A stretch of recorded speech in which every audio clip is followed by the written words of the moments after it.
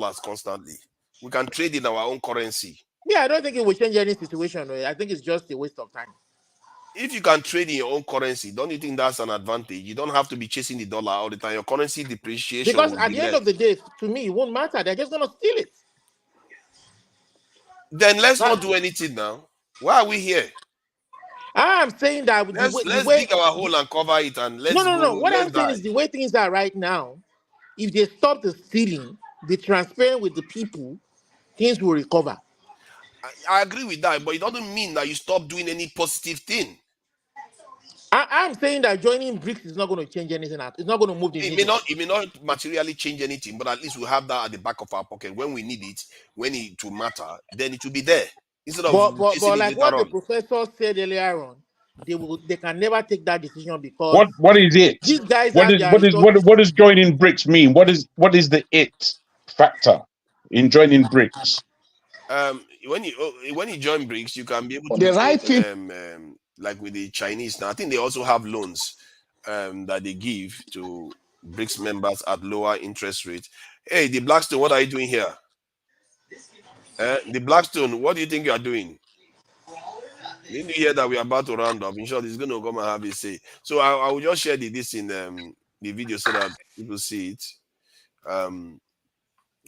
Okay, that's the video of him saying. I think he made a lot of good points. To do is to reject the prescriptions of the IMF and the World Bank, remove fuel subsidy, float your currency, and so on and so forth, which have never assisted any country to develop. There is a group of countries, there are countries in the world today insisting that we are not going to be tied to the American dollars. We want to trade among ourselves in our currencies. Those countries are in BRICS: Brazil, India, Russia, China, and South Africa. Others are joining them. Saudi Arabia has joined them, UAE, Ethiopia, Egypt, and others. Nigeria is not there. We cannot be more Catholic than the Pope. If friends of the West are joining BRICS, why are we not there? So that we can trade. Countries, Nigeria and other countries can trade in their currency. We trade in Naira. The right thing to do.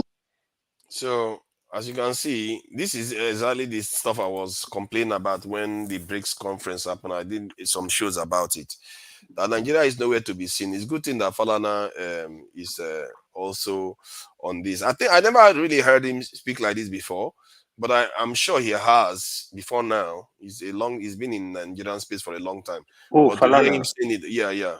No, I've never that's heard how him he talk about this speaks. before. He's always very passionate. Yeah, that's. No, I know about his passion, but on these issues, like global issues and where Nigeria should be, I've never really seen. He does a lot. But the only thing I want to query is he said that we will be spending our Naira, which was interesting because I didn't know that how BRICS would work as a currency exchange as opposed to one currency. Well, so is that how it is? Because I've read quite a lot about BRICS, and I haven't understood that. I haven't understood that they have a single currency. This is why I felt that their position, given that they're in different continents across the world, that it would be difficult for them to have a single currency. Difficult. China, India, South Africa, Brazil in the main, and which other again? India. No, BRICS. Brazil. Yeah, that's it.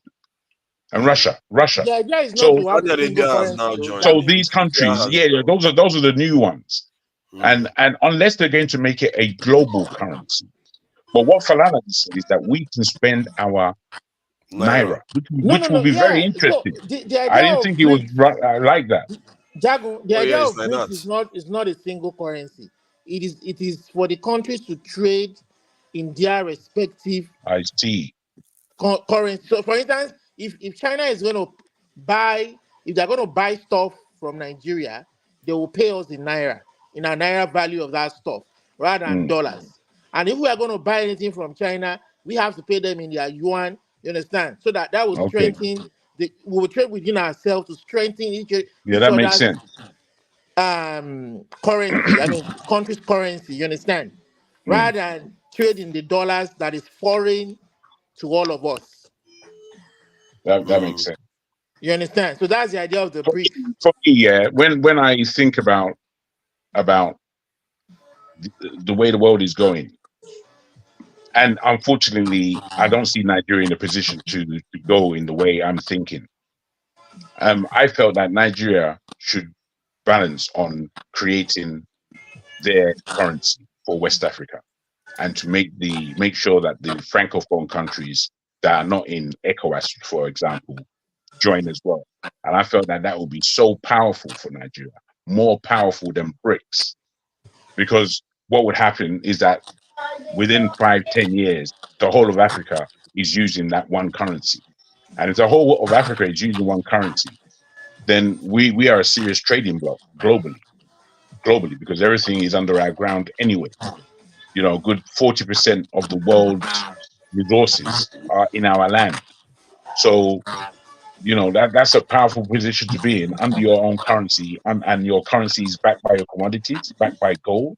There's no country that will be able to compete economically. But we don't think like this. We think about the insults that are being thrown when there are no insults being thrown. Somebody can't be straightforward and he expected it being accepted as being straightforward, largely because people aren't man enough to be who they are, you know. So they collecting insults. There are ways of ground in this world. There are real ways of making ground, no matter the laughter or whatever it is that Can people we want to put. avoid going back there? Let's. No. I'm speaking. This is my mind. I'm speaking on the way we are and the way we can't appreciate somebody coming from a frank position. I find it we're too childish. We're too childish. So I know that obviously what I've pronounced in terms of ECOWAS having a single currency is not going to happen, especially given what I've just understood about BRICS. If you can trade in your own currency, then Nigeria stands a better chance of actually joining. Because I thought I didn't agree with it, basically because of my own mindset in terms of what I was saying. But to be honest, because I don't see it happening, if there is BRICS, for real, I think I've changed my mind within the sentences. I think if there is BRICS and we're not going to create our own, then we're supposed to join it, actually, economically, reasonably. I have a question. The Blackstone, you're welcome. The Blackstone. Thank you, sir. Happy Sunday. Is it Monday now in Germany? Is it Monday in Germany? It's Monday already now. What do they call Monday? What do they call Monday in Germany? Montag. Montag. All right, welcome. Go ahead with your question. You that didn't sleep, how did you wake up? I saw you early this morning at 8 o'clock. You were still online. I don't know how I do it. Don't go and kill yourself. You are right. You are right. You are right on that one, man. Oh. This is my question, right? When you talk about trading, right? Trade with other countries. Okay, if for example I have a Nigerian, I have a credit card from Nigerian bank, and it's in Naira, and I go to a foreign country, and I buy goods with it. Is that not international trading? Is that not trade? Sorry, repeat that again. I missed it. If I have a Nigerian credit card based on Naira, not on dollars or other foreign currencies, yes, based on dollar, and I travel maybe from Nigeria to UK or another part of the world, and I buy and I pay with that credit card, right? So what will be the effect on Naira? Or Currently, Naira will lose, that credit card would be disrespected, bruv. Currently, it won't happen. Why not? Because they don't accept Naira here. They won't accept that rubbish. They'll just throw that plastic back in your face. No, but excuse me. It is a credit card because it is the bank that guarantees it, so it doesn't matter. So the bank, where you are paying with it doesn't know if it's what currency it's on that credit card, right? So it is the MasterCard or Visa card that will convert that amount to dollars. I think that's the right answer. They are going to take the money equivalent. Yeah, we're going to take money equivalent. Yeah, but that's first, before you get there, you would have to negotiate those exchanges with the likes of Visa and the other one. No. If you're not Apple Works, if they may not accept that trade. No, they may not accept it. No, if that country has MasterCard in their country, they are going to accept it. Because it is. And if you got your MasterCard from Nigeria, okay, is there such a thing at the moment? Yes, of course, definitely. Yeah, they do. It's just that in Nigeria, what they were doing in Nigeria, that they have MasterCard in foreign currency and have a Nigerian MasterCard in Nigeria in Naira currency. That was Okay. what they were doing before, which for me it was wrong, right? Because if you go to any shop and produce your MasterCard, it's not showing what currency is that MasterCard in. It is the MasterCard company that now will use the official rate on the day you purchase your goods.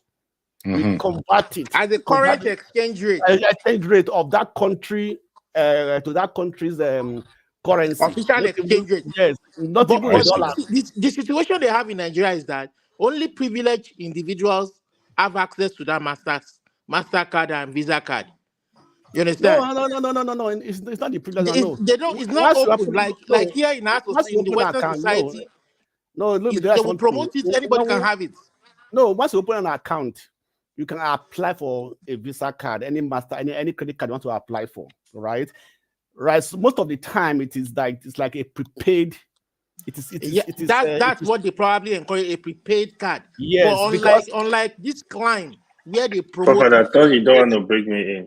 No, sorry about that. You know, I was letting them talk before they say I'm Blackstone, monopolizing unlike the this mic. climb where you don't, even if you don't have a job, they will promote it, they will push it on you. Yes, but back home in Nigeria, they won't do that. That's where the guarantee comes in. No, that's where the guarantee comes in, right? In Nigeria, what's the guarantee that you give credit to everybody, right? And you put a credit. For example, now you put an account, they give you maybe a 1 million or 2 million credit in your credit card. Right? What's the guarantee that they're going to pay that money back? That is why they do it. That that credit card is proportional to the amount you have on your account. Right. So, for example, when you are traveling out, if you have 5 million in your account, you are traveling out. You can spend that 5 million outside. Yeah, but the way they do it in this part of the world is you may not have that amount in your account. That's what I'm saying. That's the guarantee. It's a function of it's a function of the credit history. If you are, as long as you're able to pay back, you have a good credit history. You can have a credit limit of $10,000, $20,000. You may not even have that amount in your bank. If you have a good credit history, they know that you have a regular job you can pay back. That's a credit. You're now having a credit. They give a credit to you, right? Or an overdraft. That's aside to your credit card. For me, I prefer the prepaid credit card because if I don't have money in it, you can't scan my credit card. If you close my credit card, you get nothing from it. If you get my details, you get nothing from it. You understand me, right? So that credit card, anybody can clone it. Can hack your credit card and everything and get your details and then take money from it for me. Right, but on that ground that you are having a credit facilities, you understand me? But these days then they have now what they call a debit credit card. Right, debit credit card now is the same as what you have on your account. Right, if you have it in Nigerian credit card, a debit credit card, anywhere you take it to, once it's sitting MasterCard or Visa card or whatever it's sitting on it, it is accepted. Any shop who accept those credit cards. And whenever you use it to pay anywhere in the world, you're supposed to convert it at that moment, the exchange rate. Right? The Visa now we have to pay because it's part of that now remit the money, right? Yeah, I think they go back to the nation you come from and do the exchange. Yeah, I think there's a way they do it. Because when you buy, like when you leave the UK now, you go to Nigeria to spend with credit card, it doesn't happen immediately, but you see the transaction is converted. They do the transaction themselves. So in other words, it's still a Nigerian transaction that you are doing. It's not what am I saying? You're actually doing business in the West. Let's say you bring your card from the West. You are doing business in the West. That's why I didn't think it happened the other way around. I thought basically credit cards, especially debit cards. In the debit cards can work differently, but credit cards especially, they would largely come out of the West and Asia and those kinds of countries. African credit cards, I don't know about. Especially the Nigerian level. Let me explain how credit card works, right? Let the CBN governor explain. Sorry, I'm not CBN governor. Is here. I leave me alone. Hey, why? I come for you. Don't mind the why. Your credit card is automatically if you use it to pay, right? You automatically vet your account to know if that money is in your account. It's automatic, right? So and that both the debit and the credit, the same thing. It's under they work under the same principles. Right. Once the once you put your PIN or whatever, right? So the system automatically check your limit, what you have or what you have on your account, right? And then approve or disapprove that transaction. You understand me? So whatever you have is what they will use.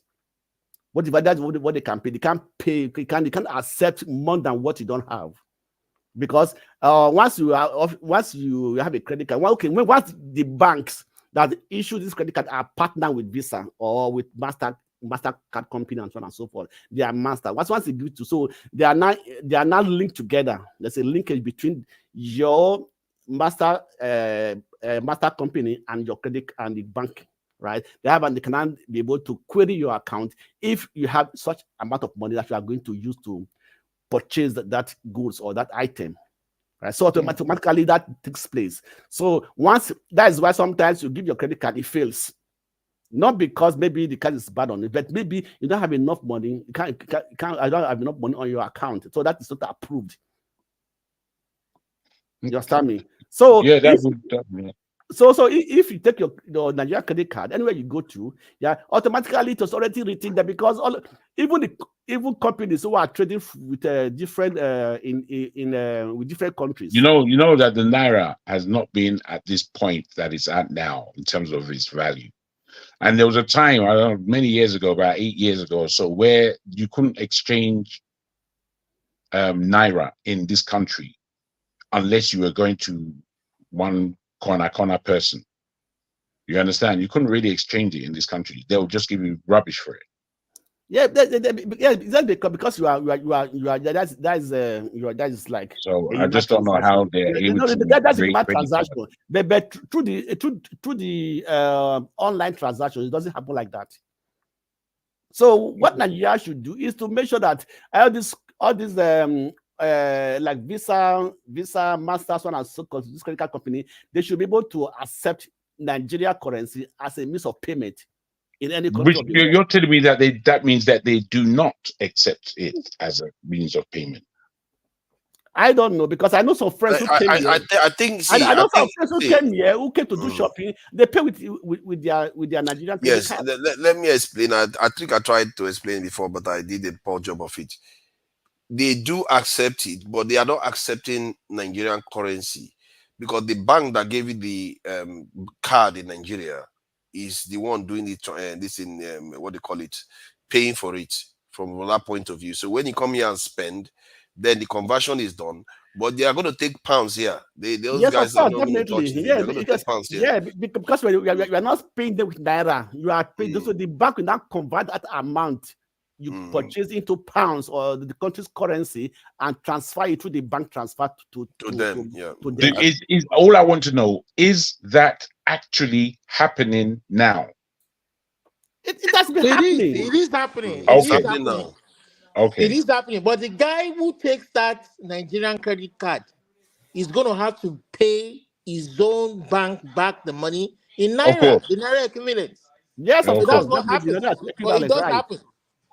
Okay, that is why now that there's a circular from Central Bank that that they should not. I think they should not. I thought it has to do with the Naira credit card and the foreign currency, right? That once you are going, you can travel with your credit card, Nigerian card, and then do your purchase, do your bills over there. And then the bank will take care of that, because the bank cannot be doing this. That's why they to encourage people to use their Naira card. They will put a limit on it. You understand me? That you can't spend more than this amount of money. They say maybe for your credit card you have to spend $100 or $200.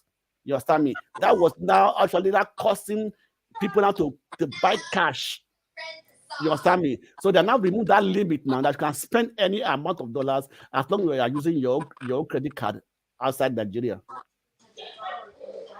Okay. So the guy will also reduce the pressure on the hard currency in Nigeria. People are going to trying to get cash, buy dollars and try not to go and buy dollars. Yeah, so what is the essence of this question anyway? Where were you driving at? I think, no, I think that it will reduce the pressure of people that trying to get cash. I think what he's saying is that the Nigerian government can encourage people to get credit cards. You understand? And increase the limit. Like when you're here, there's a limit depending on your income. There might be a limit on your credit card that you can carry. Maybe £1,000, £2,000. So your bank might give you a limit on your credit that you can spend on your credit card. And number two, I brought the question because we are talking about trading with other countries, right? But in Nigeria, their limit is so small that they are forced to now have extra dollars on hand. Yeah. To take with them. You understand that they are not encouraging credit card transactions, which they should be. We will limit the pressure on wanting to buy dollars to do transactions. They should encourage credit card transactions like they do in this part of the world. No, the reason why they won't do that is because Nigeria is not a trusted country, mate. Nigeria is not trusted. I mean, you people are speaking. You people are speaking in the wind, man. My brother, Olumide. My brother. I'm just listening. I'm thinking, my God. You're going to hear No, excuse me. This has nothing to do with trusting Nigerians. It is the bank, because you are not dealing directly. It's like you have your credit card. Your bank issued it to you, right? They have already vetted. But Jagu, it's not like people don't default in this part of the world too. People do default. It is the bank. That is not today. That once you are buying a credit card, Olumide started this laughing fits. People default in this part of the world too, but if you don't encourage it, how is the economy going to grow? If you don't have enough money on your account, your credit card will not grow. And these guys they will be declaring billion-dollar profits. Almost. All kinds of things, man. Oh, geez. No. For me, I think it's even more secure because if you don't have that amount, you don't have that. If you are going to buy maybe maybe $2,000. And you have a less amount in your account. That's what I'm saying. I think it can work on a debit level, but it cannot work on a credit level. No, it will decline. No, it will be declined. Definitely. It will be declined because you don't have enough amount. It's automatically checking your account statement, what you have in your account. But right? Blackstone, it's a kind of system where even the basic income cannot be. Oh God, it's gone. I think Olumide is finished now. There's no point. Olumide is gone. He's not going to say one thing without collapsing into his laughter now. The people that want to travel, they save money ahead, right? They put money to their account.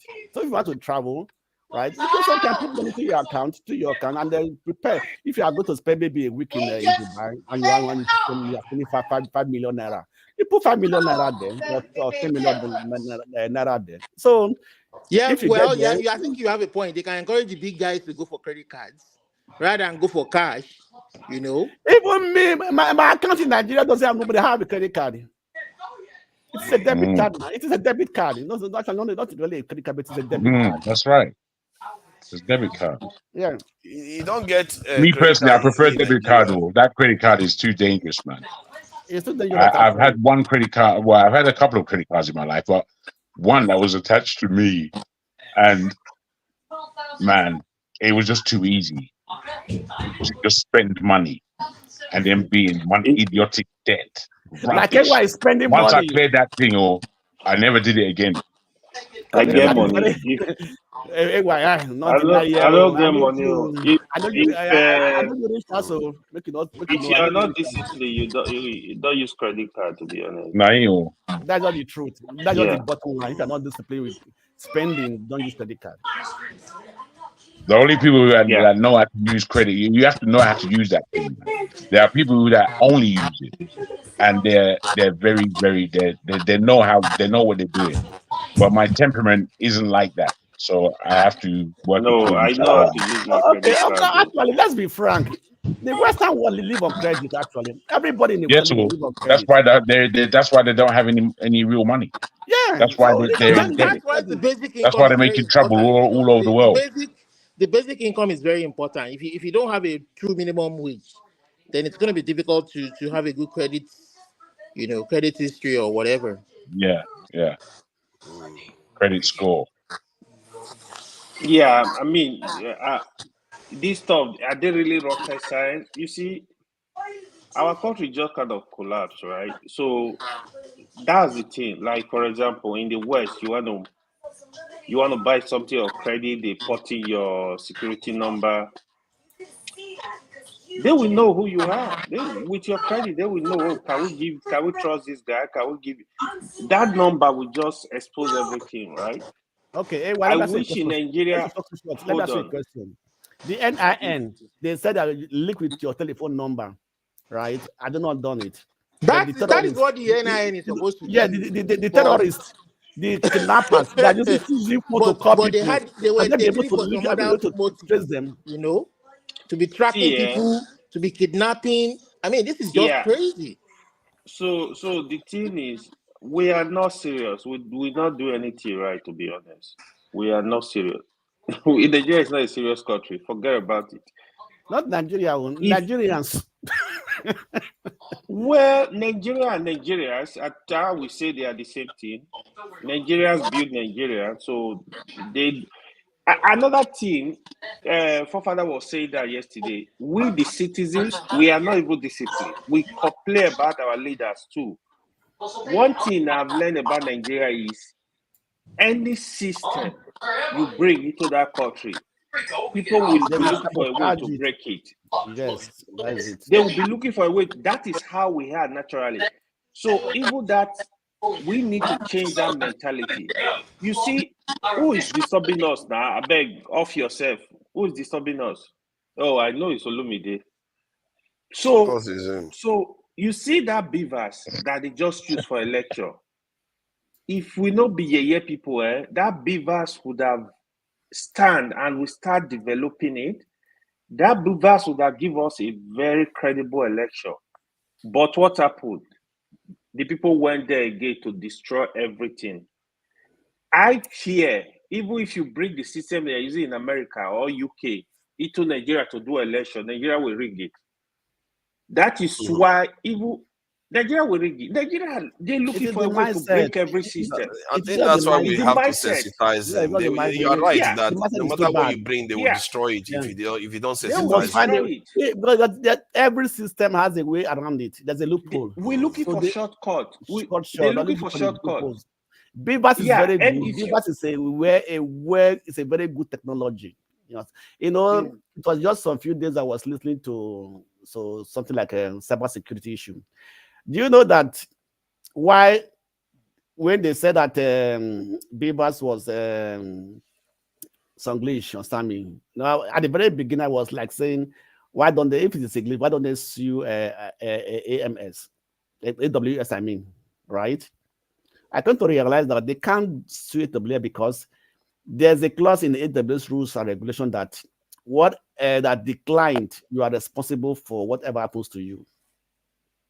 So no, what do you want to sue them for? You can't sue AWS.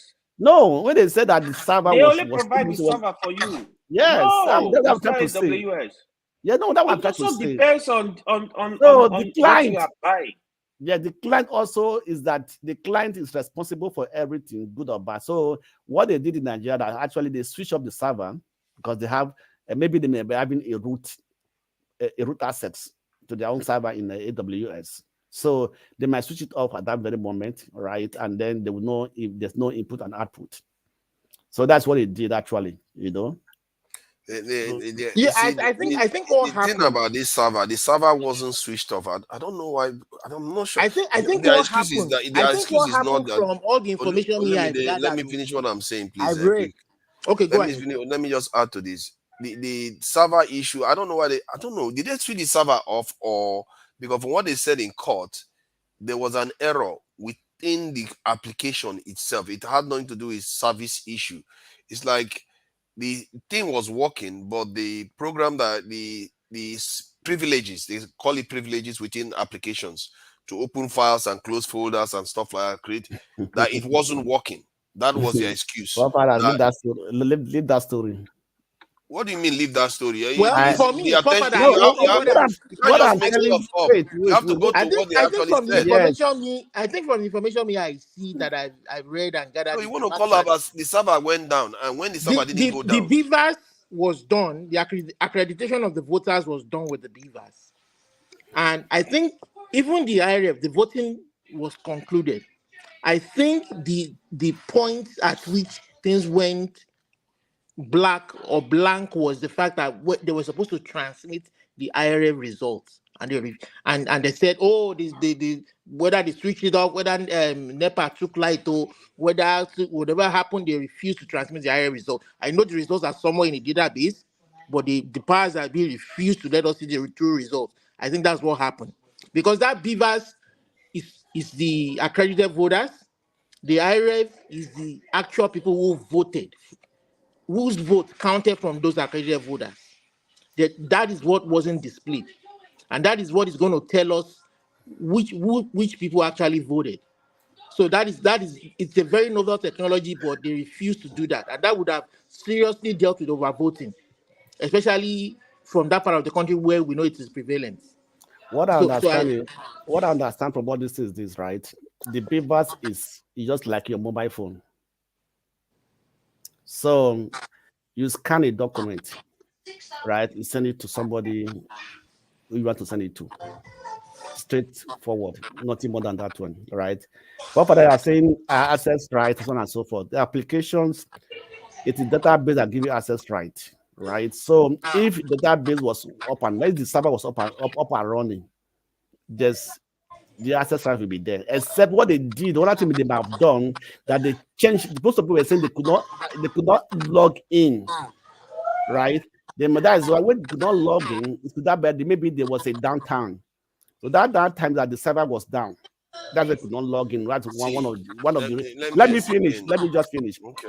That could be one of the reason why they could not log in. Server was down. Number two, they changed the password. Right, that could be another thing. Then the third one could be that the block is along the line, your timing. So there's a way you can be able to redirect your traffic from to a different server, not to direct server whereby people have access to. So these are just IT stuffs, right? So those are the three possible reasons, right? Where we have that glitch, and it can be deliberate, but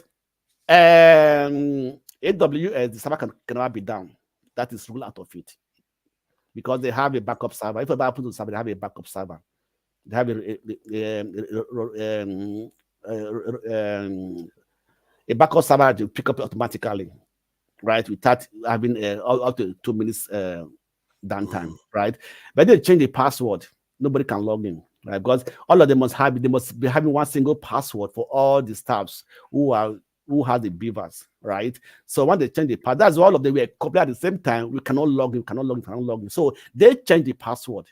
It was when. Why are you not curious to hear what they actually said?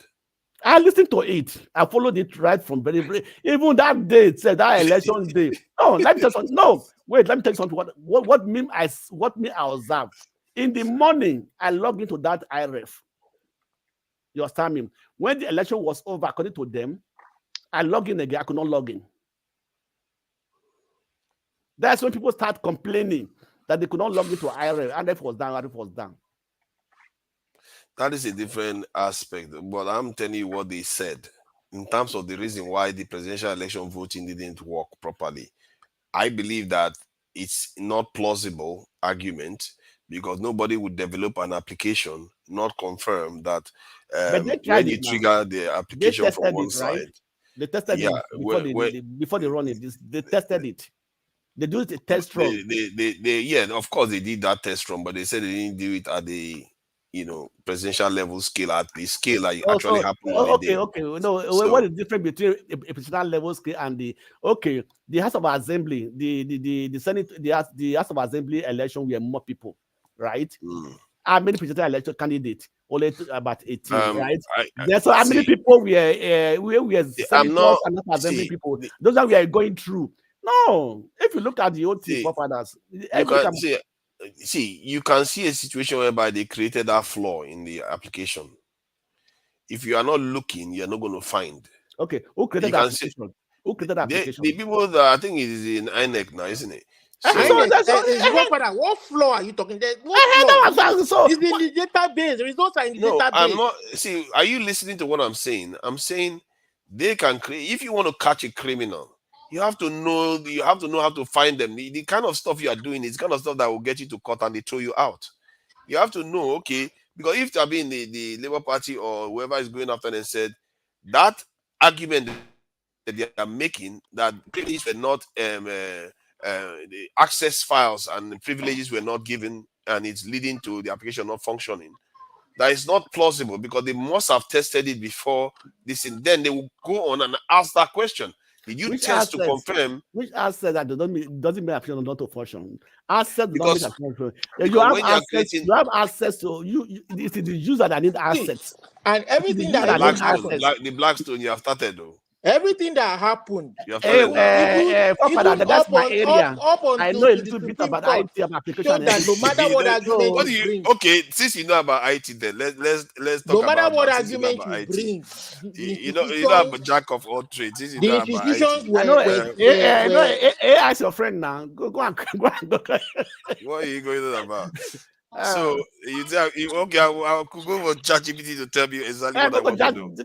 But you know how privileges work. You know how this right privileges work in files within applications.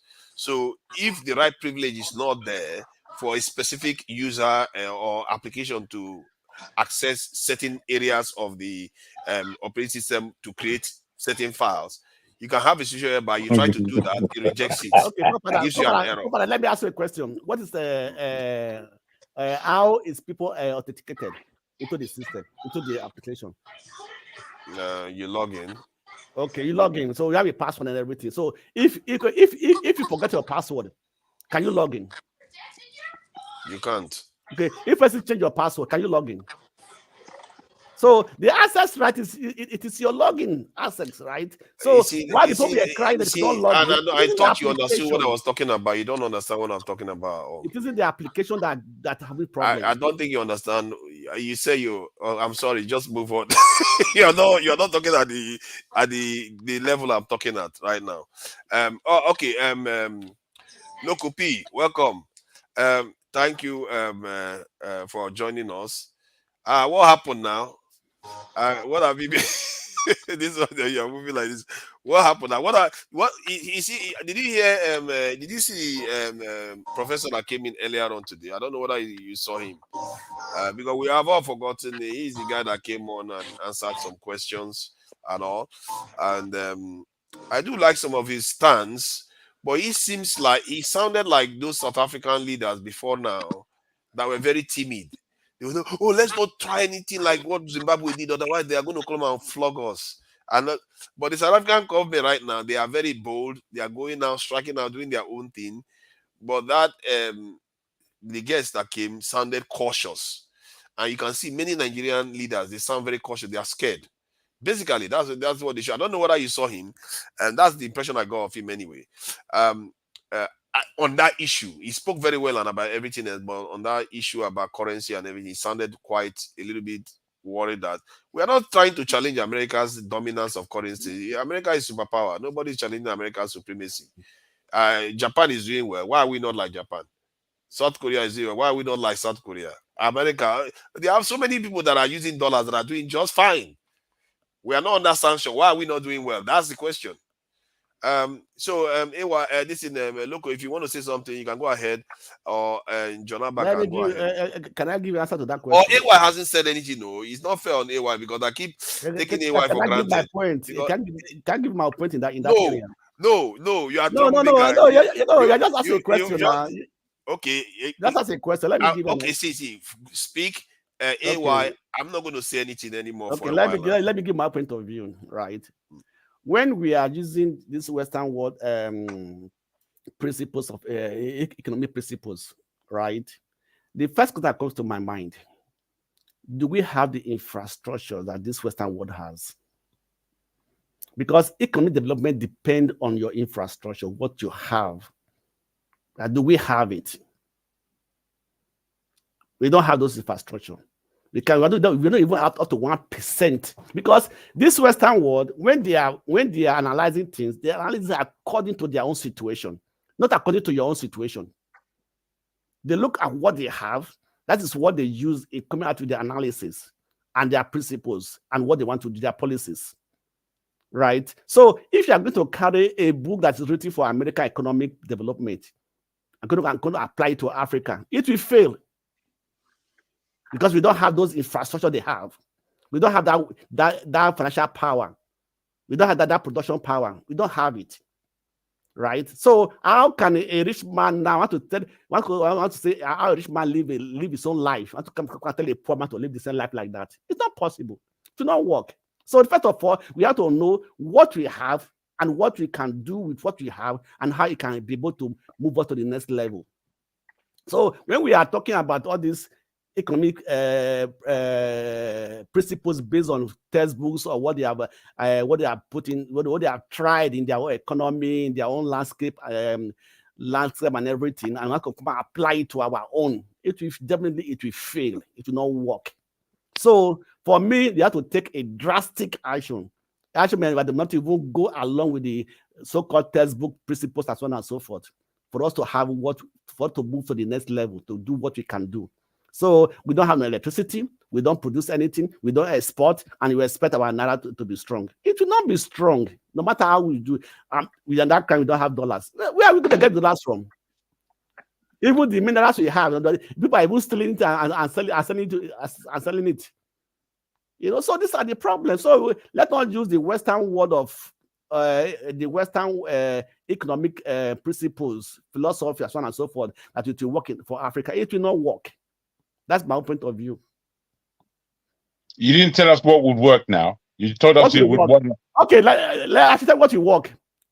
You know, sometimes, if you want to bring in credit card full of naira. That one go work.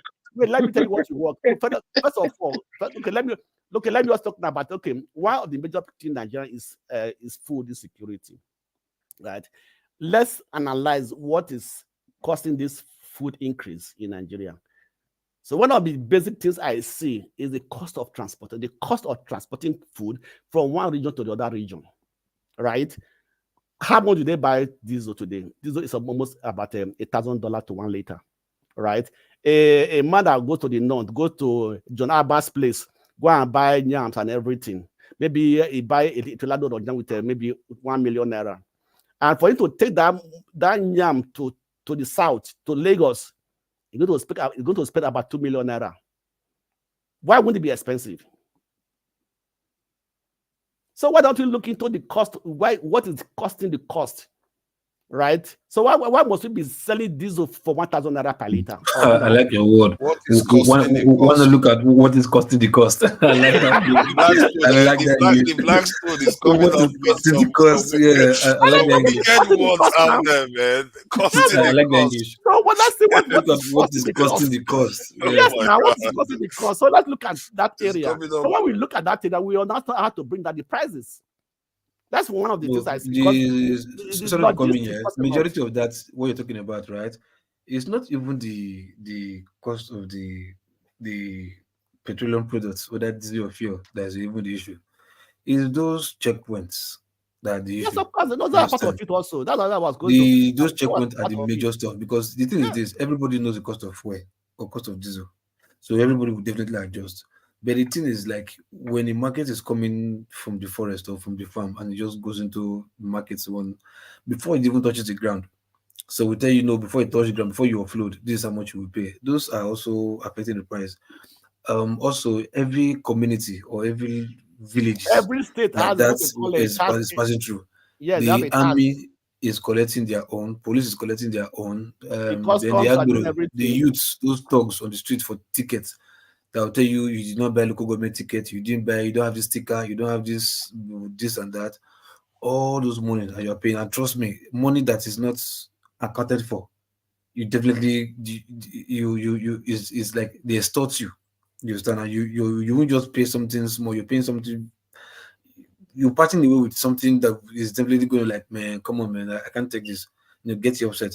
And before you know now, that's pepper body and the anger, you just factor the price into whatever you're selling, and boom, there goes your price. So, but the funniest is like the government knows what they are doing.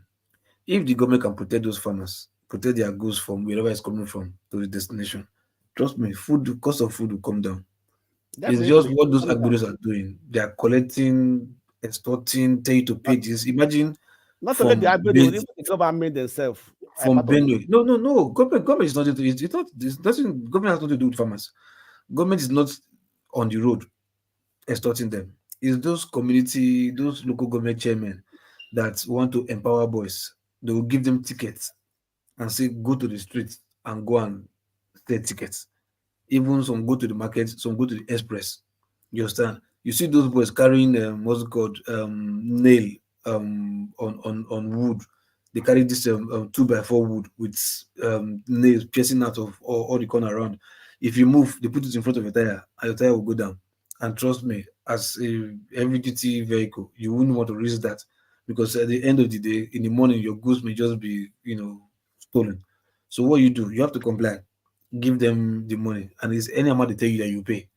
They might even start with 10,000, 20,000. So those money is what you factor into your goods before you sell. Then you not think of your own profits. So if government can even give them security that will secure the transport the food from Benue, you stand middle belt to the south without them paying shishi, except diesel. Trust me, except the marketers just want to be greedy, the price will definitely come down. Trust me, this has been going on for years, not today. So trust Nigeria now. Nigeria always want to take advantage of anything negative. The thing that comes to their mind first is profit. Whenever anything bad happens, they just want to take advantage of it and make money off it. That is just an average Nigerian for you. So it has been happening since. So it's not today. So if the government can do that for them, fine. But the government will not do it, because that's the way government empowers the boys.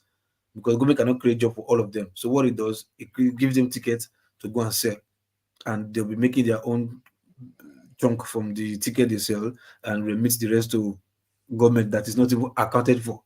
So either way, it's not going to have there's no way forward, except the government I decide to agree do with what they you want on to do. that too. I agree with you Yes? on that. I say I agree with you But I see on them that. man, come on. I see them because if I'm traveling from one side to another, state to state, I drive on the road. I see them all the time. Sometimes they just be hold up. Why? Because of one stubborn driver. One is you carrying this J5 van filled with potato or plantain or yam.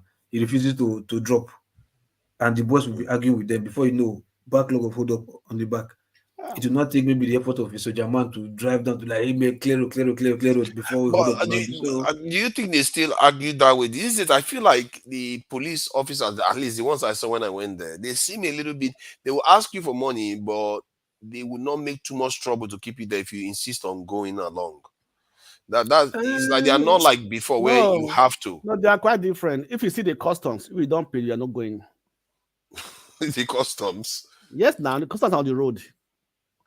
No, the Is customs it own is customs or this, right? police are No, on the road? the customs own Customs is are the different, road. because those I've ones are never dealing met with customs, so customs are different. Customs are just they are dealing with the vehicles, just only new vehicles, nothing else. Nothing. They don't get business with them. It's just some overzealous. Okay, actually, there was one that I saw. I was traveling from Benin to Port Harcourt. Before I got to Warri, there was a time customs were stopping vehicles, even registered vehicles, because it got to a state where to the extent that the government has to announce like, no, any vehicle that is registered, the customs should leave them alone. But there was a time they were doing it. They'll be asking you for asking your vehicle to bring papers for clearance, as in you bought your vehicle, yes, so you should be carrying the original, not even the original registration, the one you use in clearing the vehicle, those port papers or whatever, custom papers. They'll be asking like, for what? Like, should I be carrying custom paper for a vehicle that will be for a new vehicle that I just registered for like 6 months or 2 months? How is that possible? You give you that. So they'll be taking advantage of that, because they are uniform men and they want to oppress you. So now, if you stubborn for them, change them for them, they'll let you go. But for police, because they are armed, so they have somewhere to take you to, which is the closest police station to take you to. So yeah. they'll definitely oppress you.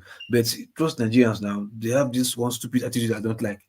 because you are in a hurry, instead of you to stand and fight your ground, you think because you are in a hurry, I don't want problem, you will now part away with something to give them. Yeah, and you see that point you made is a very interesting one. That hurry. One thing I noticed about Nigerian, one thing I noticed about Nigerian officials, one thing I noticed about Nigerian officials, if they want to take money from you and your appearance and the way you behave act as if you are ready to be there with them till the next day, they'll get tired of you. They'll be like, oh no, go away. You're wasting their time. They will feel like you're obstructing their job so that they don't get to do another job. So that's something I observe with them. So if I don't want to pay money and they are trying to hustle me for money, I will just be there. So I don't have anything there. I will just be around. Exactly. I'll act as if I don't have anywhere to go. There was one incident that ever happened. I think it wasn't the same. What's it called? Mosoga in Saple. One stupid soldier man with black top and camouflage trouser with like 4 policemen.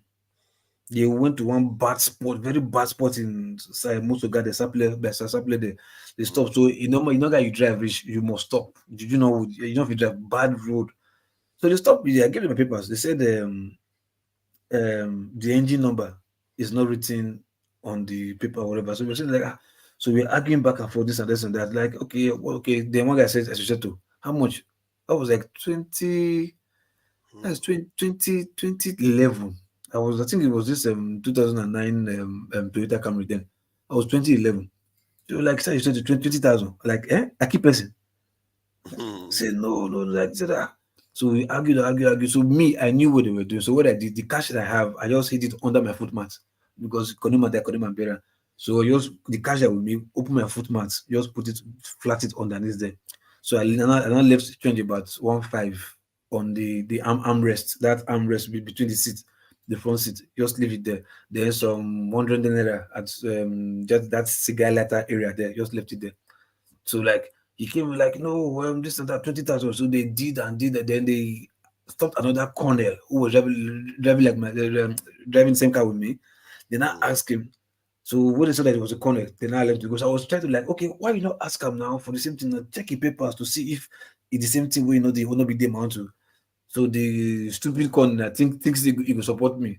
He say, boy, no worry, don't argue, just do what they ask you to do. Just leave them, do what they ask you to do, and just go your way. Don't worry. I like me, do to that man give 20,000. The guy can't laugh. The guy just drove off. So that was how we were having this issue. We argued. I did. I said, "How they going to you? See if not net at Port Harcourt, I go enter. Me, I see this apply.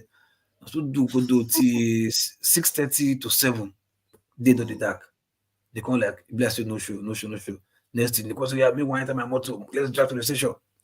They come the stupid soldier man with small money to collect. Enter their van. They drive go front. They want go share. Once stupid boy enter my motor, go they drive they go. I said, where they go now? Reach Saple around the boat. Divert enter Saple. Come they go. Listen, that guy carry, you can't scope me. Guy, you do now, you big man like you see your car, this and that. No, you don't fit 20,000. Okay, if not 10K break us. I don't get anything. See, look, like I just buy for free. I don't get money. Oh my God. Yes, I surprised this idiot. Vicky opened my car. They said, okay, wait. He called open PGO. He was looking for money. He was looking for money. Search side of the side post, the door post. He was searching like, what are you looking for? I don't understand that. He said, I'm not getting money. See, man, see my later. Just the motor. I don't know. Then you can't open the arms rest. I see 1.5. You want to carry everything. Now holy hand. What did you worry? You don't get sense. You see 1.5 carry. You know it's okay. Maybe hold 500. Maybe you hold 1K. You cannot be like say after you want your living the K. You know use your brain. You can't say okay. Cannot be like because you can hold keep the 1K per pocket. You can't call them. Hello. Can't call the email for fraud. Hello. This na bad market too. Na bad market too. This is a bad market. Because okay, drop and say me live. Next the idiot got me say man go drop and for where he main day. Now I say guy, I know they go there because if I go there, anything can happen. They can bundle me and take me to station. That is so. I like you come down here. Okay, you go come down here. I know they go anywhere. So argue that it's okay. He said that's the van over there. So I now look at the van at net. Okay, the van was some few meters away from me. So you go drop, and I'm not going there. If you drop here at Tom, if you not great at your Tom back you go. So that's how we argued on the left. And I just found my way straight. I could not even make it to Port Harcourt that night. I slept in Ueli in a hotel. Got this bastard. Really? Slept really. Then the next morning, I just went to work from there because it was on a Sunday. So sometimes, if they see that everybody is doing like that, the way I'm doing, refusing to give, they will change their pattern. But it's just that most of them. Is it compulsory that they should always be asking for money? Yes, it's compulsory now because they're benefiting. Anything that benefits you, you do it now. If it doesn't benefit you, stop it. So if it benefits you, you continue to do it now. Isn't that what I was saying? That is some overzealous one will be there that will shoot you. That is just the bad thing. Let's allow security chairman. The Blackstone. What was that quote the Blackstone made? The cost that cost the cost. I don't know how you put it. That one is a classic one. Ask me copy now. Yeah, that one turned my head. It's concerns. Please hold on. Hey, Jesus. Wait, I want to tell you something. It didn't even put the money of the bandits. Don't you know the bandits also? The farmers and the mention the bandits. John Abba, please go ahead. Concerns, just hold on for a second. What is Concern saying? What is Concern saying? What is he saying? I think he's talking about the bandit share, that he didn't deserve money for bandits. Okay. No, yeah, you didn't understand what I'm saying. I said in the north, bandits are controlling the farmers. If the farmers don't give them money, they cannot cultivate. They cannot harvest. I know, though. I think that one is one state that time where they said they were paying tax in that community. No, not one state. Many of the states, not one state. They were paying tax to the bandits. Oh, it was like last year. That was Buhari's time now. No, even now, not even in John Abba state. It's same thing. John Abba, you can speak now. You are here. Is that true? Concern live there. We know this. What I tell me, you say we live there. That's the truth. Don't say I live there. That's the truth. How many people have killed in your state? Concern is talking from Benue. Wow. We are back to the headsman about this now. Yeah. How many people have died in Benue state this last month? Concern is speaking from the back end of John Abba. Don't mind them. I will just allow the conversation to flow. So I just want John Abba to have his say first before I allow it. You guys can do as you please with concerns. He's going to fight for himself, so it's all good. Go ahead, John Abba, please. Jagun knows what I'm saying. Jagun knows what I'm saying. Jagun don't know. It's not easy over there. So it's all those. I'm listening. That's what I'm saying. Jagu is not living. Jagu is not living in Benue. It's all the quick evil news and all those negative news. That one flies like there is no life in Benue again. That nobody is. I mean, things are happening, but it's not the way they're exaggerating it. But there are killings everywhere in Nigeria. There are insecurity everywhere in Nigeria. The East are not exempted. So what is the issue of you are making Benue the capital city of all the evil? Wow. That's where they are killing 300 people the same day, the same 2 days. They are killing everywhere. Benue is even safer to move around than the East. That's the whole truth. Can you imagine? You see? That's hypocrisy. See, that because you don't want to accept it, even when you don't have any evidence than whatever you are propagating. You want me to believe you, right? You want me to believe you. I think we have been. Stop hiding the truth. Stop hiding the truth. You are the one that is propagating lies. Nowhere in Nigeria saying is not true. Benue or Plateau is safer than nowhere or Zamfara. Nowhere in Nigeria. Have you been there? They are safer than the East. Have you been there? Have you been to those states? What I'm talking about? I have people who are there. I have my brothers who are there. What are you talking about? So, you have a brother that lives there. But you do not believe the voice of the indigene, right? You have listen to the news? You want to push your own narrative. No, I don't have yet to listen to the news. You have to go to the news, but I'm telling you from the source of the people that live there, right? And now you have to create your own channel to tell me what is going on in Benue. Right? Why are you defending? Why are you defending what? Why are you defending? There are evil going on in Nigeria. Insecurity in Nigeria is everywhere. No, why? You know why? So do not zero it to Benue. You have your own Not issue in your guy. local area, and there are other issues like all those. How many checking points you have in Benue?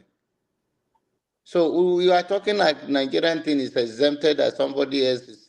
It may be I'm not different saying things. that. I'm not saying that there's anywhere that is safe in Nigeria. But I'm telling you that the killings are more in Benue Plateau and We are not talking about the killings now. We are not talking about it. We are talking about the killing. We're talking about the different thing, about the food You are insecurity. trying to change the narrative. If No, you but are I'm telling saying you that the food they're talking about, Mr. Concern. Blackstone or Redstone, I'm telling you that the problem in Nigeria is that the farmers, the performers under the measure the bandits Concerns. have. I have a good. Is it only Fulani herdsmen that are killing people in Benue? IPOB, are they also killing people there? Killing people, my friend. Stop talking about IPOB. What do you know about the IPOB? Stop talking about IPOB, my Just friend. a question now. Just Don't a ask me question. that question. Don't ask me that question. the Who said that IPOB is tribalistic killing people? mind. Your Don't own is fair. ask me those such a question. Why? Don't. I don't like. Where do you see IPOB killing people? Just be honest to yourself. Did the IPOB go to Benue or go to anywhere in Nigeria to kill people? Are you Why saying you asking IPOB that only kill question? people in Not Southeast? Stop that Charlie. thing, man. Is Stop and that. that is there You are are hypocrite. AY. people You're in hypocrite. Don't ask that question. everybody Don't is ask that a question. hypocrite. Who is killing people Everybody everywhere has in to Nigeria? dance to your tone, and your own way Oh, my has to friend, be don't. See, I think this is the Why do problem. you see in Nigeria, the only people killing people everywhere in Nigeria is the Fulanis? That is the way you are Igbos may have their controlling the East may have their own narrative. problem, but not outside that is southeast or south. No. So Who don't is, bring that who is kind of responsible question for here. the who is Don't. responsible for the security of every state in Nigeria and the east or wherever, west or north? It's your brother Matawala and the president. They are the one that is in charge of the security in the state. Is Yes, that the who is the that how the government? security in the state? Is that how What? you know But how the government work? who's in charge of the security? The governor of the state is in charge of every state security, and they take that money from. That's why you people deceive yourself. For today, Did what this I guy know is know that what he's even talking here in about? Me, I'm America, not going to be it's the arguing president that's blindly. in charge of the security. Who is the commander in chief of the armed forces? Okay, The don't state lie to yourself, my brother. concern, please. I don't want you to push any narrative and not speaking out of native or being naive here or just turning blind ears on the truth. It's either you know about it or you don't know. Every state are giving a security to secure their people, and that is the truth. So I don't know what you are talking about. Every state is giving money. Every governor. Let me tell you. Concern, you just came and just changed the topic. Why is it always like this? The Blackstone. You see, that's why they call you. I don't know why they call you Blackstone. They're supposed to call you Redstone. I don't know why they call you Blackstone. No, what the Yellowstone? You just came me. What you all discussing? You just came in and just changed the topic. You should wait for your turn now and air your view. Loco didn't amplify the issue of police. There is no learned man in the north like Loco walk on the street and any police will bull him. No, it's not going to happen in the north. So you guys have this narrative and then you push it anyhow you want to push it. And it's very disappointing, especially in diaspora. You do not have to have any form of education. With what your eyes have seen and your ear have heard, and you have been the beneficiary of it, it's enough for us not to be pushing things that we do not see, and we should be speak truth to the power, regardless of our religions, our ethnicity, and so on and so forth. But when we push this narrative that this is this, this is that, I think when people watch this from all over the world and we do this damage to ourselves, to me, is very disappointing. And I think it's either we've been disingenuous or we are not well informed on issues. So we should not be pushing things like that. I think that lower our standard. Just like yesterday, someone come here and say, "Oh, you voted for Tinubu, you support Tinubu," just simply because I said it today. I'm not a supporter of Peter Obi. So that is the only way he can create his talking point and make a deal out of it. I have this. Let us not be going there. Nigerian problem is everywhere, and every citizen are responsible for what is going on in Nigeria. We can blame the leadership. I will have to be consistent in our critics that the leader came from us, because that is a mentality that dominates the nation over the years. So people are product of their environment. No, they did not drop from the sky. And that is why it's hard to do anything there. And even when you go there, you will be frustrated. Because even while you are trying to do the right thing, there are millions over there that are trying to go the other way. And they know that the only way Nigerians, because of their gullibility, the only way they can say some certain thing is to bring religion into it, or bring tribal, or bring all kind of regional politics that is not going to help us move forward. I think we should be distancing ourselves from some of those things. It's not a healthy thing. Let's discuss a healthy thing, and let's be realistic. And when we discuss an issue, we should be well informed so that we do not push a false narrative out there that will mislead others or lower the standard of the channel. I think that is not the way we should go. There is nobody there's no one Well that said, Jonaba. Well said, Jonaba. There's no one that what Janaba said. What makes what Janaba said is well said. What makes what Janaba is coming out to lie to you. He says he's a pastor. He's not a pastor. Okay? Let me tell you. You are not paying me tithe, and me being a pastor, not a pastor. You do not take a dime. You do not add anything from me, and you do not take anything. What are you talking about? So it doesn't make any sense. This tribalistic word, and we stock ourselves with this thing. We are not going nowhere. Listen, we do not even, let's say we have a divided nation today, that we have the East, and we have the North, and we have the West. We still have a boundary. And we are still the same people in one way or the other. So when we have this thing and we keep hurting ourselves, and the politicians or the people that power that thing. Jonaba, you know, curse out at the verse for that thing, curse out. Why you say east, not west? Curse out. Yes, every part. May you know go like Kosa, go take even if we divide into 4 or whatever region we want, we're still going to share boundary. We're still going to be the same people. But the issue is that, and that is the most fearful thing when we see people speaking this, okay, what Pasat is saying, how do you think you are telling me I'm lying and what you are saying is a lie? How would that one stick? By you saying things that you do not even have it, you just come from from nowhere, and you say things that is completely not true. And this guy said, let us be honest and speak truth. You do not have good memory to tell the truth. If you are telling the truth, you don't need a good memory. So let's go to issue that concern over. Okay, you think an Hausa man like Loco driving in the north and well informed, they have a diaspora influence, and police will pull him over and tell him to stay there? Where would that happen? So you think I go to the north now, Benue, and then one police stop me, say, where is my paperwork? Where is this? Where is that?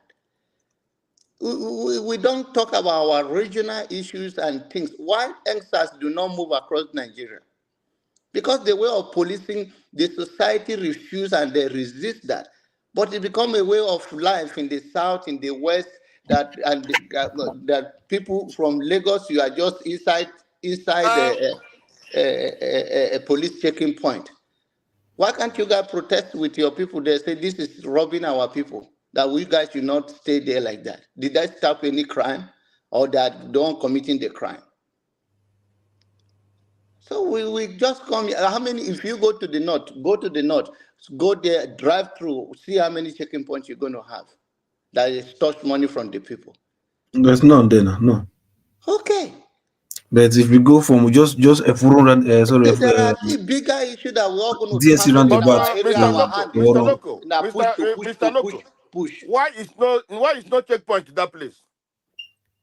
Because the people don't like it like why that. The there's no only thing checkpoint you see, in the north? Why there's no checkpoint? But that is Okay, where you know the what? people Okay, are killing every okay, day hold every on. day. Okay, hold on. First thing first. Why Do there's you know no why? checkpoint there? No, hold on. Do you know why? Because for me, Uh, I think an average Hausa man, right? Just like the street guys, as all of us be on the streets, moving, hustling, or everyday stuff, right? I don't think you have more in the north that can part away with any amount, so to speak. And by the time they cross their mind, tell you, well, I tell lie, I don't get shishi. There's nothing any policeman can do. If like you kill them, nothing will come out. But in our own case, in the south, before they do a small shege, everybody they form saying a big boy. Just give them what they want and move on. Just give them the money and let peace be. Don't worry, God will punish them. They are only for front.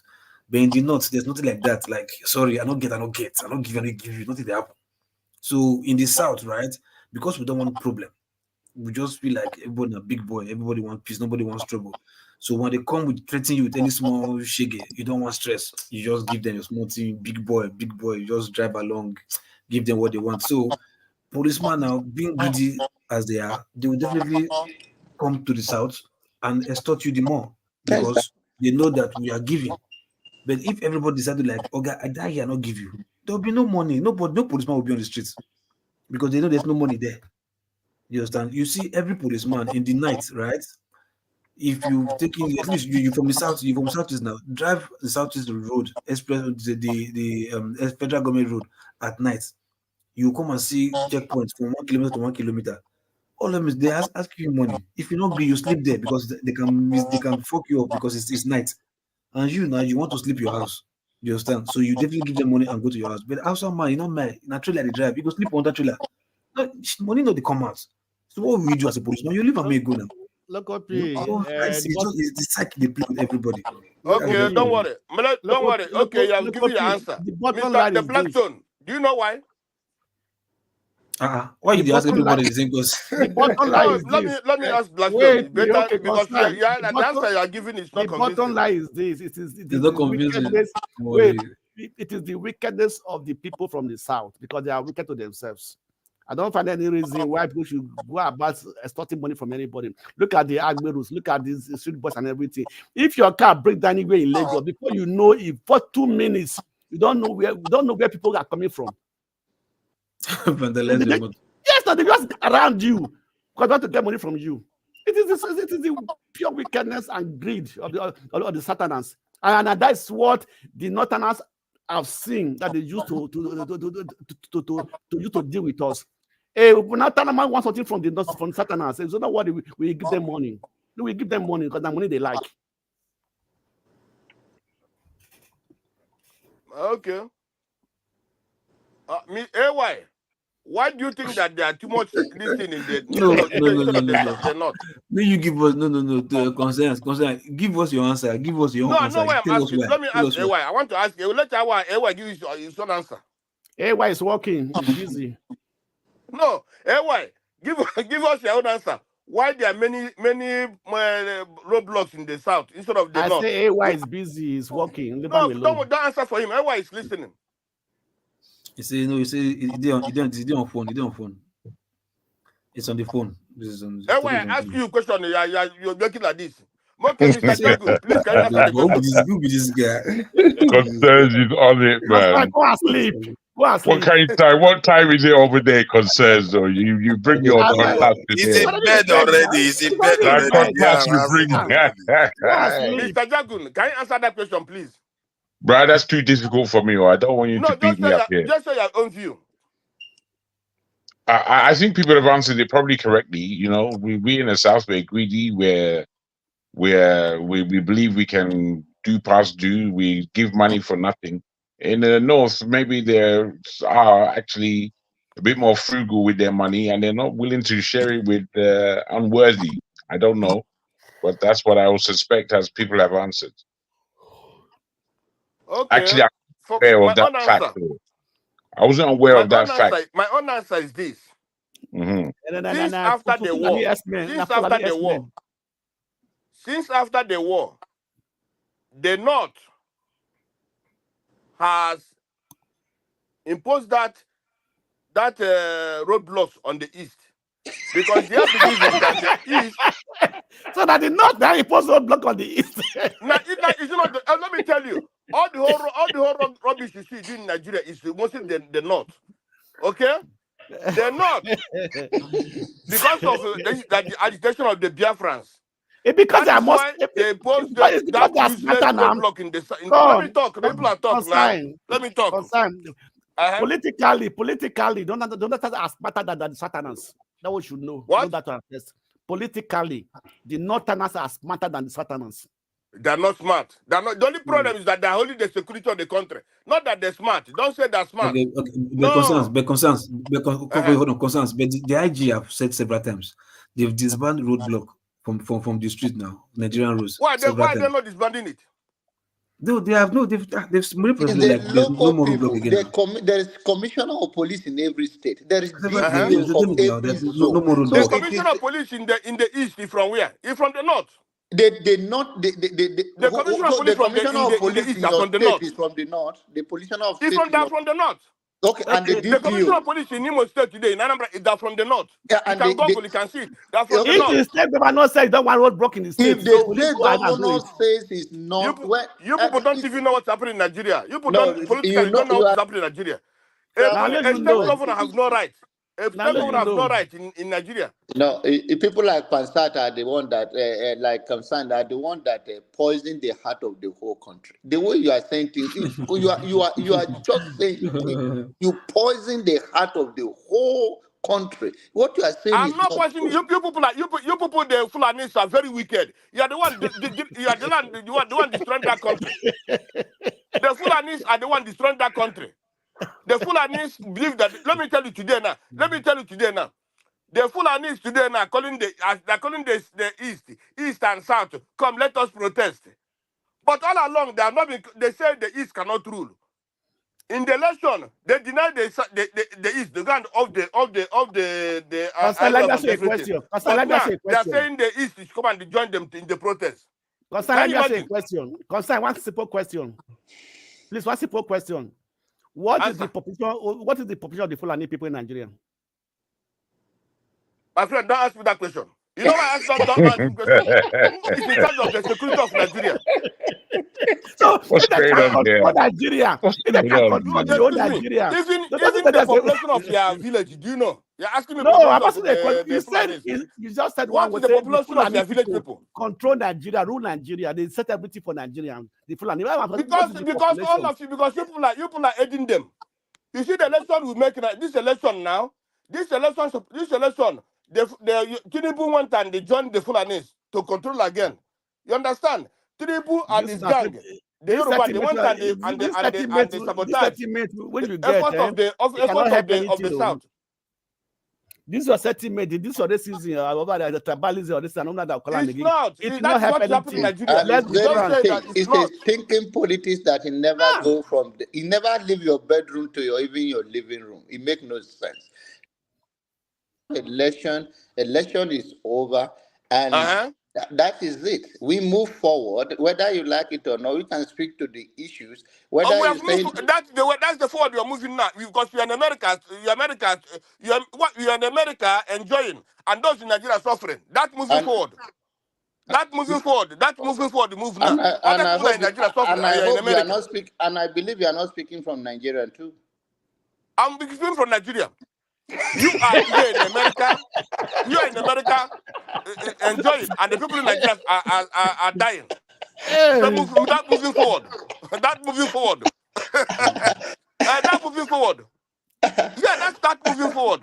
You see, in this life, when you have nothing. Blackstone, you are asking me how many people are the Fulanis. You don't ask yourself who are in charge of the security of Nigeria. Why must Nigeria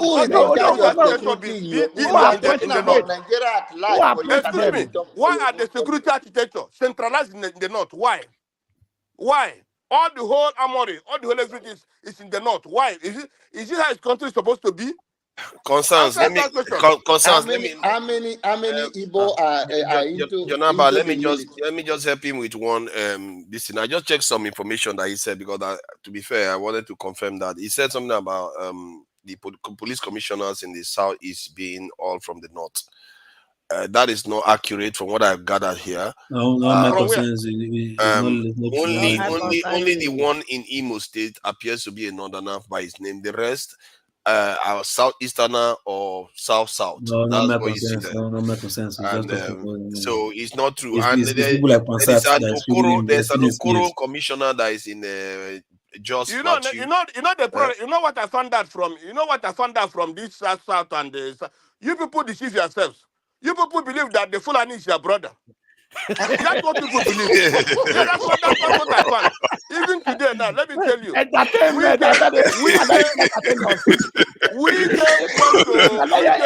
what is this now? No, let me tell you. I just told you that there's an Igbo man that is a commissioner in the north. You didn't even acknowledge that. I thought I've seen it with Passat. I thought I've seen it with Passat. Constant, you are Passat. The name look alike. Maybe that's they look alike now, of course. There's an Igbo man, the commissioner of the Plateau. I will find. If you want me to find more, Okoro is the commissioner. My brother, excuse me. Whether Igbo man. Excuse me, whether Igbo man are in charge of the securities in the south or the west, let me tell you, that governors have no right to change the commissioners. The only person who has the right to change the commissioners are the Inspector of Police. Let me ask you a question. Let me ask you a question. The killing going on in Southeast with ESN and IPOB. Have you ever any Southeast kill their father or kill their mother? Stop asking me the question, my friend. Have you ever condemned? Don't ask me that question. Who tell you that they are killing in the Southeast? But they are killing in Benue, right? But they are killing in Benue, Abi. Yeah. But they are killing in Benue. They are not killing in Southeast. You see how you deceive yourself. You're not even ashamed of yourself. The Fulanis want to kill your king. Kill the three of your kings. You just keep quiet. At least its external aggression is different from the internal. Who is my king? That is more shameful. You're not even ashamed of yourself. You should be more, the people that are killing themselves should be more shameful. Why are you so obsessed with Fulanis? Jesus Christ. The people that are killing themselves should be more ashamed of themselves. John Abba, you behave like a Benue man, but you're Fulani. What you're coming out to deceive us is John Abba, I'm sure Concise is among the people killing people in Southeast. That's why it's I'm sure he's sponsoring people. Yeah, no, maybe that's why he's supporting them. But let me tell you, anytime anything of the Southeast come up, now you're talking about Passat, you're talking about this, you're talking about that's the hypocrisy of you people. Somebody tell the truth. I think you are a projector. Who you are, you're trying to put it I'm on not somebody. a projector. I'm just being honest. I'm just telling the truth. You are a projector. Which tribe is killing people everywhere in Nigeria? Who you are is what exactly you are thinking that somebody else is. Don't laugh. You know that there's a lot of Southeasterners in the north. So many of them, they are living peaceful lives, living very well. They are not there worrying about Fulani and all those things. I don't know why you are so. But if that was the case, they would all be returning back right now. As a matter of fact, I think Southeasterners have left Lagos more than they've left the north. So I don't know why you are so. You have this hang up. Have you asked your brothers in the north? Forefathers. You, every time you come here to talk, you never even tell anybody where you're from. Whether you're Fulani, we don't know. Whether your father is from Fulani, we don't know. Whether your mother is Fulani, we don't know. It's from my place. I just told you about your because let me tell you. The problem we have in Nigeria today, everybody can attest to it. You know? Forget about it may be friend to Abba because it's your brother. But I'm telling you today, the problem we have in Nigeria today is the Fulani. Why would it be Fulani? There are a lot of Igbos in the north. Nothing has happened to them. They are living prosperous life, living large. Didn't you see the houses that they were building there? The people, all the whole boats and this they got in Abba, in that market, that Fulani market, that Hausa market, is the Fulanis that kill them. Do you know that? We don't know that. Excuse me, let's not be honest. Excuse me. Have you seen any day that they said in the north that Igbo man killed an Hausa man? No, just say it here now. That one is true. I've not seen that. But thank you. But why must a Fulani come to kill Igbo man in Igbo land? Why must it happen? I don't know. Those ones you are talking about, I don't know whether they are the ones that did it too. Exactly. You don't know what? There is no proof that they are the one that did that one you are talking about. Wait. You don't know. Why must Fulani was go a and kidnap kill then. people from the southwest? No, why you didn't hear that the Fulani kill people in the southwest? I thought you said Fulani only kill in Benue. So why are you now taking No. Father, Fulani didn't kill him with southwest. From what I gather, there was activities there, but we don't know these things because the truth. Don't tell me what. Hold on, I have to be careful. No. You know me. I'm not going to just conclude when I don't have any clear evidence because sometimes that's what happens. When I know is that hold on. You didn't hear that the Fulani are killing people in the Delta State. Let me say you never hear that. See, when Amotekun is operating, most of the people they caught are not Fulanis. Have you checked the people Amotekun has been arresting? Most of them are not Fulanis. Go and find out. You are muted, sorry. Well, he doesn't know he's muted though. Yeah, go ahead. You are muted now. Yeah, you've been giving us. See, just take it easy. Fulanis are your brothers. He's trying to entertain us. He has been entertaining us, no problem. Fulanis are your long lost brother. Concerns. Fulanis are your brothers. You have to understand these things. You're all the same people. No, forefathers. Maybe in the future, maybe one of the family members may marry a Fulani woman or a Fulani man. I don't see. I don't know why maybe he's just joking. Really, I think he's joking most of I'm not joking. No. Don't call it. Just I'm joking. No. Let me tell you, my brother. Let me tell you. It sounds like you're joking. Let me tell you. Can't be serious. I cannot come here and tell you Yorubas are going everywhere killing people. No, because Yorubas don't do that. I cannot come and tell you now that people in the south are going everywhere killing. I cannot say that. I'm not a kid. I'm not a kid. All the people just hide the truth. Anybody who hides truth will kill him. Let me tell you, all the people that are hiding this impunity in all these atrocities happening in Nigeria. We are not hiding that headsmen are doing things. We are not hiding that headsmen are going around killing people. From where? Who are the headsmen? They are Fulanis now. Lower the standard. Consign. People cannot go to find in the east because you cannot propagate on speculation. My friend, stop. Without fact. All of this thing is playing in your head. All of this thing that you are talking is playing in your head. It's not a reality, and it's dangerous because as a mature. Because this is no more discussion. So let us not go there. Let us talk about what we are talking before you jump. Jonaba. Who is the people in the forest? Who are the people in Nigeria that goes and kill people in Nigeria? Just be honest to yourself. Every region. Who is the people? Okay, let's say IPOB kill people in the southeast. Okay, fine. So the one that kill in the bush. Okay, if you in your own justification or your own finding that the one that is killing in the forest are Fulani, with the one killing in the town are from where? The kidnapper in the town. Excuse me. What are people denying here? Matawale, the former governor of both Zamfara, but the former governor of Sokoto, they said it. No, I'm saying I'm not whatever you are saying, whatever you are rationalizing in your head, that is saying that the bush, the killing in the forest or whatever you are saying in the bush, whatever you say, whether you say it's a Fulani or whatever, the one that are kidnapping in Lagos, the one that are kidnapping in the east, the one that are kidnapping in Abuja town, who are those tribes? Thank you. Now let me tell you. Let me answer you. Those people you're talking about, those killings, no, those kidnappings, maybe in the southeast.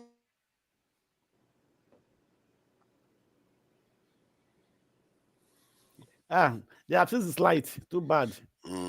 That's fine. That's fine. Why is it fine? No, I'm not trying to be mean. I'm not. No, but he's still talking. He doesn't know. Yeah. Concerns. We can't hear you. The absence is light now. Never don't say take life for them. I don't know. He really feels like he's traumatized by this. He's not Like even he's looking had at the bad screen. experience from He's this not even thing. looking at the screen, sir. He wants me. And the truth about the whole matter, the whole thing is that if the North, a majority of the North have the exposure, let me put it that way, like the experience of local, you can't have it in the North. Nobody, any police is harassing me. You can't. That is so, and that is the, and if they tell you cannot do it today, you can't do it today, and that is the right of a citizen not to cave, not just to for no reason, and that is if we are looking at things, we all have give and take. There are no rosy in the north. There are no rosy in the east or west or south. Jonaba, let me ask a question. Let me bring in another topic here. Or let me just say, is there anywhere in the south that even the civil servant do not ask for money before you get what you want? No. So that's the problem. So it's like a cancer in the mind of most people, because But it's also present in the north, though. This idea also that we're present, no, of exempting course, the north. but it is more rampant in the south, because all the Southerners want to live above their own. They are not contempt. They are not people that are contempt. And you see, civil servant, you see a level 8 or level 10 civil servant, you want to ride the SUV, want to have a 4-bedroom duplex in Lekki and everything. Why would it be corrupt? Yeah, we have to be careful about making it look like it's only Southerners that are doing this. It's common. We have our own. There is an issue in the north, but it's not the same. We don't have the same problem. The only thing that unites us now that we should take advantage of it is the hunger. I remember when I was at Abuja airport. Now, you see whether it's Southerner or Northerner, they tend to do similar stuff, and I believe that all those Northerners that when they come to the South, they have to do the same things anyway. Even if they not, you refuse, you still have to do the same thing in the South. Forefathers, where you go to, the society changes you. The society have any part with you. If you are working with your colleagues, I can tell you, there's a story that I heard that there was a guy from one of these foreign embassies. On time he was sent to Nigeria. When he came to Nigeria, he was very straight. I don't want to do this. I don't want to do this. You know what they did to him? They invited him out. They used his friend to convince him and invited him for a lunch. He got there. They gave him a very good lunch and gave him a gift. Do you know that when this guy started, it became worse than the people who was fighting against before, because he has taken the under apple. Once you are, that's why in most environment he impacts us. Environment, whether for negative or for positive. It impacts us. We cannot deny that. Why? No, I agree with that, but the idea is that to say that the North doesn't corrupt too. No, we are not saying you cannot say you don't have corruption in any part of Nigeria. There's corruption everywhere, but because that reminds me that some of the things I've done in the North that I know that they too ask for bribes sometimes in the North. No, the level of corruption, that's what we are talking. The level of corruption. It is like this. Okay, for example, all the politicians, 90% of corrupt are corrupt, either from the north or from the south, right? How about the common people, the people in the civil servant, the people on the street, the police and everything? So, where this one is coming from? So that's what it is. So we have to look into it very well. At least let's try to separate them: the civil servant in the south, civil servant in the east, civil servant in the west, in the north. Let's see. Let's try to take statistics of how it happened. Like in Lagos, everywhere we are driving to in Lagos, it gets checkpoint. How many people are in the street? We have a last man. We have this. We have this. They have this. The bus drivers in Lagos. Have you been to Kanu? I've not been to Kanu, so I don't know. Maybe Kanu may have. Have you been to Kanu now, Jonaba?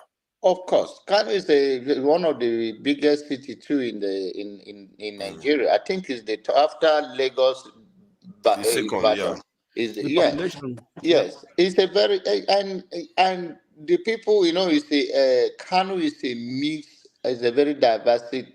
State. It's like the governor is another liberal state.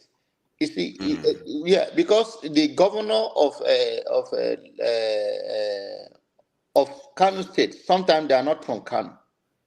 But if they live there for so many years, they accept them to become just like anything else, just like what So happened they in can be from another state in the Yes, north there, yes, but yes. they've never had a southerner. No. But That's there taking are a it too lot far. of business. You see, a lot of businesses, and the point is that Forefather, let me tell you. This roadblock, this checkpoint you see in the east, is just to continue to continue to extort from the easterners. Understand? No. Don't Easterners, think that. Easterners have come for this checkpoint to be released many years. Consign. Those If they roadblocks. remove it now, there is No, insecurity. You blame no, local those the government. If they roadblocks. put it, you Is blame it them. not lady? If you are done from Lagos to Benin, do you know how many police check you go through? Yeah, that one you don't see. It's not only the east. It's not only the east. It's It's a all the green. way It's a south. green. Okay, It's the green. Blackstone. Excuse me, Blackstone. Let me tell you now. Let me tell you. In Nigeria today, we know where the many bandits are. It's in the north. But why is no checkpoint that place? The bandits, let me tell you, bandits are How do controlling you know there are villages. no checkpoints? No, Because there's no checkpoint in the north. There is a different way don't know of. why Bandits are they controlling think there's farmers, no controlling checkpoint too. villages, but no When we say no checkpoint. checkpoint, we don't say there's no There's no checkpoint checkpoint at all. in the north. We say there is not to I've been in that. the north before. I There don't think is. I never saw any checkpoint. Though. I'm sure I saw checkpoints in the We north. are No, saying that up to it's now, there's no not as checkpoint. rampant as it is in the Yes. east. That No, is the what we are east saying. one. Oh my God, the east one. Yes, that is You what from we are one saying. And checkpoint, you then will see the next one. Consign But just why played is this it thing like that? in. Why is it like that? To make sure there's no What is criminal your governor? activity. What is your people doing about it? No, it's not like that. The main Father, don't let me insult you wait, now because let me tell you. consign. So if Easterners are Wait. criminals, more than Consign, the north. No. Consign. This in the militant activity. Forefathers. Which It's not militant only activity? that Who one. is making militant activity in The those police militant activities commissioner. are the police? It's not Okay, only let's because hear of what the Blackstone is saying. it's not only because of the claimants and everything. It is a collective point for them to remit to the police commissioners. Thank you. Hi. I Yes, can believe you see the black stone there. No wonder he says you should be called the red stone or yellow stone. You are just a mischievous fella. How can you how can you say they just set that thing up just to collect money? No, but that is Come the thing. on. They give it to the DPO. There's what is called papa. They will come on the road anytime they feel like. Maybe in the night. Have you seen some police commissioners when they retire, who they become? Yes, but it's not the main purpose they were deployed. Some of them no. Some of those like in the southeast now. Some of those checkpoints you're deployed to collect money. Some of them. No, come on, don't be that cynical. Let me ask concerns now. Concerns. Hold on now. Let me just ask you first. When did they bring that high concentration of roadblocks in the southeast? When did they put it? Because I know it wasn't there more than 30 some time years. ago. Since more than 30 No, years. it wasn't there that long. Years. No. That's not true. That's not true. I think it's more recently that they brought it in. No, not true. When I went to the east, years, do you know what happened in Nigeria? When I went to the east in 2011, when I went to the east 2011. Why did you block me? Why are you blocking me, forefather? I didn't block you. What are you going on? Oh, okay, fair enough. Why would I block you? I have no idea. I'm just agreeing with concerns to say that roadblocks have been in Nigeria for past 35 years. That is long time. But no, they have been. But this one is different. This one is high concentration. No, remember how many military governments we've had all through their time. It's them that brought it. I think you are mistaken. We take that road almost every year. That Onitsha road and everything. There are checkpoints there, but I never saw a situation whereby you are in one checkpoint, the next checkpoint you can see it down the road. There's an increase that happened. Forefathers. Mm-hmm. Some of those checkpoints are just personal checkpoints by the police themselves to come and collect money.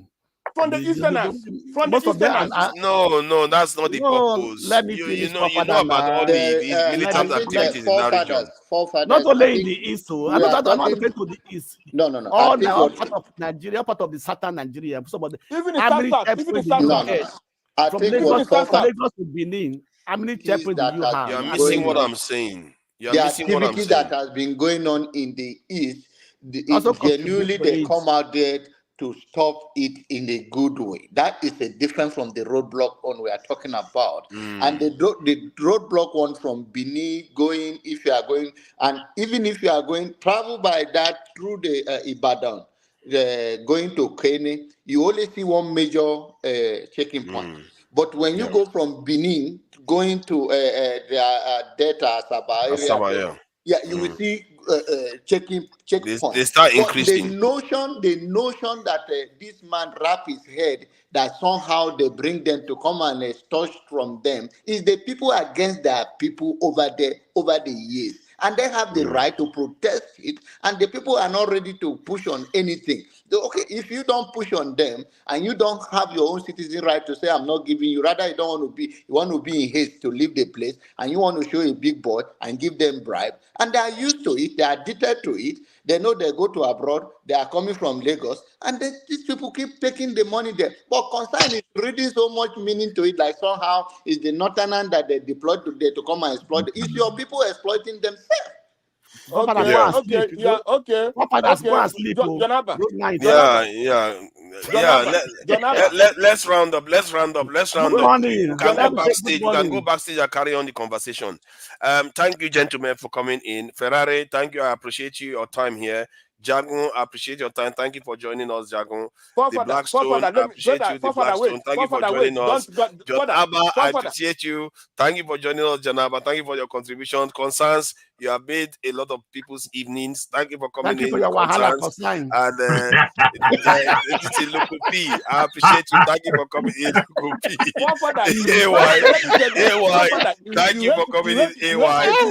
Let me greet all the people in the chat now. Don't worry, I will come to you. CM Boy 9, thank you. I see you there. Ray Aboa, I see you there. Oscar Blackstone, Ada Okui Simba, thank you for coming. Ada Okui Simba, Amechi Ndife, thank you for coming in. Amechi Ndife, and who else is there? One man, I saw you there. Henry Johnson, I saw you there too. AY, thank you for coming in and being on the panel too. Thank you. Liz Z, thank you for coming in. I see you there. Don Anthony Ben Emmanuel. I'm just boom boom Ray. And let me just say it very quickly. It's not going to take long. Top thank you for coming in. And Top you and this thing. I see you and AY having a lot of conversations about me. I don't understand why she's turning on you because she wants you to turn against me. I don't understand that. Why? Fad, thank you for coming. Why would somebody turn against me just for the sake of it? Lighthouse, thank you for coming in. Lighthouse, that is a supporter, he does support. Zizi, some interesting names today. Zizi Tifera, thank you for coming in. Zizi Tifera. Who else is there? That is fancy. Kenry Ba, I see you there. Kenriba, he's the one that said I'm driving him crazy. Young one, thank you for coming in, young one. That one is very, very hateful. Fumi O, I see you there. Fumi O, I see you there. Thank you for coming in, Fumi O. Who else is there? Daniel J. Thank you for coming in, Daniel J. And let me just thank all the people that I will probably miss a lot of names. Let me just thank the ones that donated to Did you tag Alexander Consign? Gomez. Consign? Concern. Did you tag him? Concern. I definitely thank Concern. We can't miss Concern. It's a guest of honor now. Yeah, no, it's a guest of honor. Alexander Gomez. Alexander Gomez. Kulata. what they call it? Kulata. A for real. Thank you for the donation. And this in Oscar Blackstone. It's a shame though, because yesterday when there was heavy donations, some people were donating $99, $50, and all that, and the names were not present for me to call them out. I It's not fair. donated yesterday. You did call Yeah, my name. I will collect my money back. You know, it was supposed to be saved on a list, but the list was not activated. So it all went into the chat. We couldn't see them anymore. I couldn't anymore. So this is a shame. Have you repented? AY, don't repent. That's why you good now. So till next time, we'll see you all again. Forefather. I want to ask Forefather, wait. Okay. Forefather, wait. We are supposed to be going backstage. IDP camp in Benue State. How many IDP camp are there? How many IDP camp in Benue State? Hold on, let's just finish this and go backstage. And those who don't say truth, those who don't say truth. Just go through this baby steps.